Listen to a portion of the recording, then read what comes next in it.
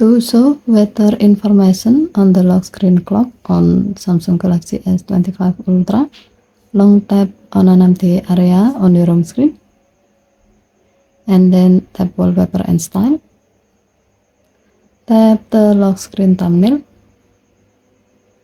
Next, tap the clock. Tap style.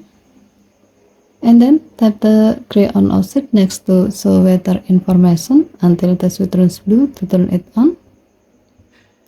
Tap done button to set the change.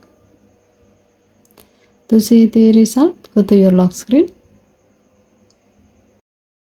As you can see, your phone is now displaying temperature and weather condition like sunny, cloudy inside the clock. Given the function, enabling weather on your lock screen clock will let you check real-time condition instantly.